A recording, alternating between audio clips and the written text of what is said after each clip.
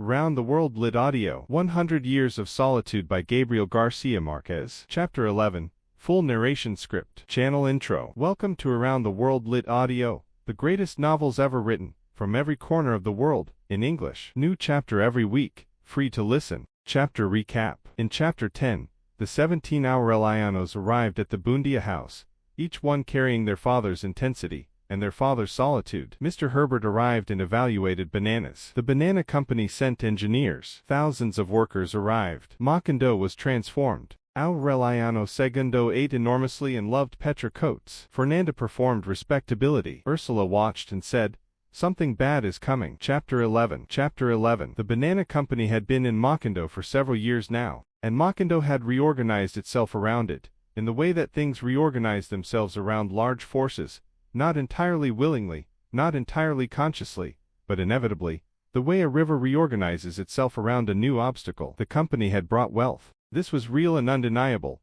There was more money in Macondo than there had ever been, more activity, more commerce, more of the material markers of prosperity that can be counted and measured, and pointed to as evidence that things are going well. The stores were full. The streets were busy. The banana trains ran on schedule. The company had also brought a different kind of poverty, not the material poverty of before, which had been simple and understood, but the specific poverty of dependence. The poverty of a place that has given up its self-sufficiency in exchange for wages and has discovered that wages come with conditions. The workers knew this. They had been organizing for some time, not dramatically, not with the public rhetoric of revolution, but in the specific way of workers who understand their situation and are trying to improve it through collective action. They wanted better conditions. They wanted payment in real currency rather than in company scrip that could only be spent in company stores. They wanted the basics of labor dignity that the company, from its position of unchallenged dominance, had no particular incentive to provide. The company's response was the company's response,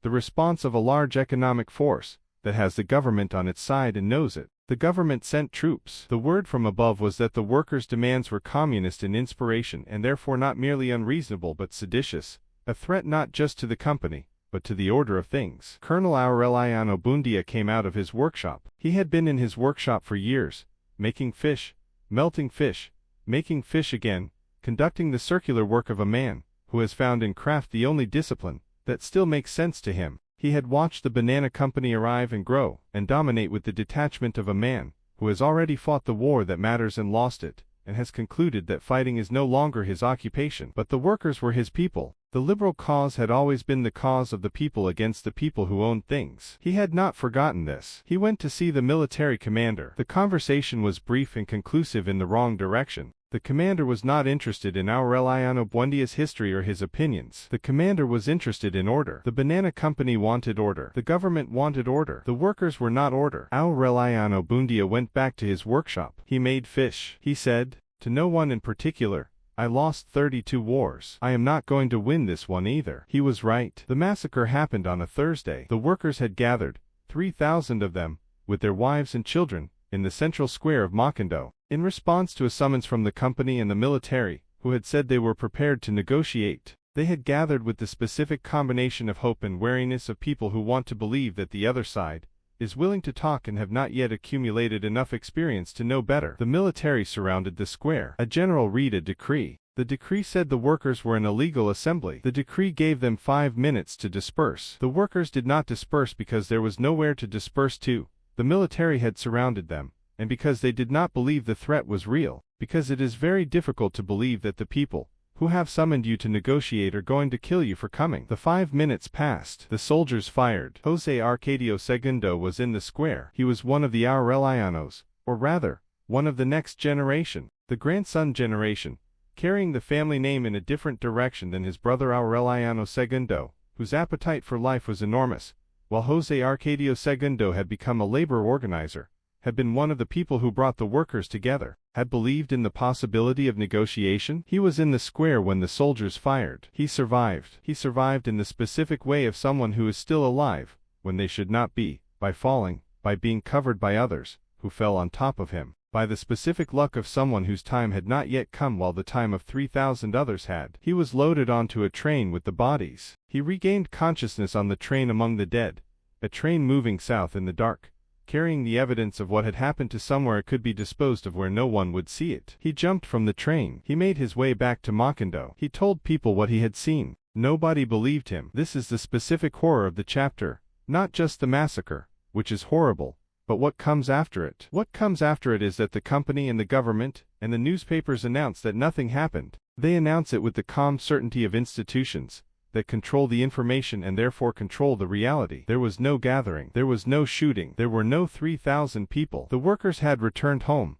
satisfied with the negotiations. Everything was fine. The people of Macondo, who had heard the shooting, who had family members, who had not come home, who knew someone who had been in the square, the people of Macondo gradually, over the days and weeks that followed, came to believe what they were told. Not because they were stupid, because the alternative, holding on to a truth that the entire official world denied, required a sustained effort that daily life does not easily accommodate. José Arcadio Segundo did not forget. He went to the Buendía house. He went to the room where the parchments of Melquiades were kept, the old gypsy room, preserved intact, where Melquiades had lived and where his manuscripts had been kept through the generations, deciphering themselves slowly, carrying the story of the family in a language that no one could yet read. He locked himself in the room. He stayed there. He spent his years in the room with Melquiades' manuscripts, learning Sanskrit, the language in which the parchments were written, slowly decoded, century by century approaching the moment when they would be fully understood. He told anyone who would listen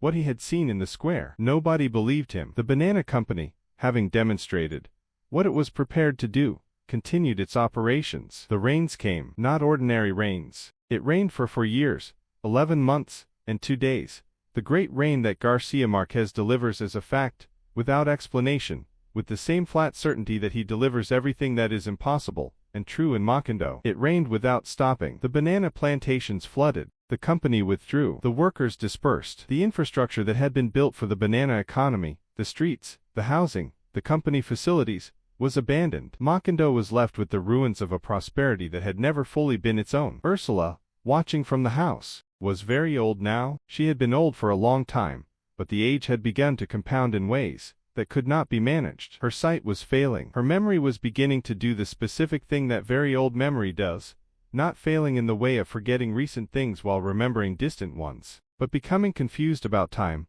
losing the clear demarcation between what had happened and when, so that the past and the present began to occupy the same space. She began to see the dead, not as visions or hallucinations, as presences, as company, as the accumulated population of the family that had passed through the Buendía house over 100 years, returning now to sit with her, in the kitchen while she thought she was preparing food, and was actually sitting very still with her hands in her lap. She talked to them. They talked to her. She was not distressed by this. She received the dead with the same practical attentiveness with which she had always received everyone. She gave them her opinions. They gave her theirs. The Buendía house, meanwhile, was deteriorating. The rains had been thorough, and the rains were not finished. The great house that Ursula had built and expanded, and maintained through the whole of her enormous life was showing, for the first time, the evidence of its age. Things grew, not metaphorically, in the specific way of the tropics, where vegetation moves into any undefended space, where the jungle presses against everything human with the patient consistency of something